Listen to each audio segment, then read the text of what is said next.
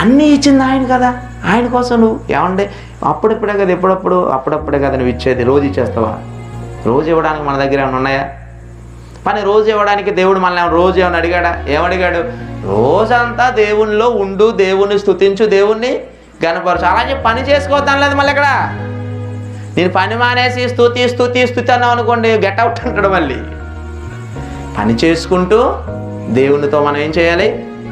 గడపాలి, దేవుణ్ణి గనపరచాలి, దేవుని గురించి నలుగురికి చెప్పాలి.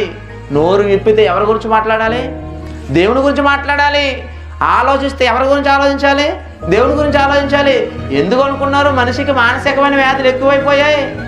దేవుని గురించి ఆలోచించకపోవటం వలనే తలపోటు, దేవుని గురించి ఆలోచించకపోవటం వలనే నీరసం, దేవుని గురించి ఆలోచించకపోవటం వలనే అన్ని రోగాలు వచ్చేసే లేదా? చెప్పాడు భక్తుడు ఇక్కడ, దేవుడు ఎందుకు ఇచ్చాడట దినాలు?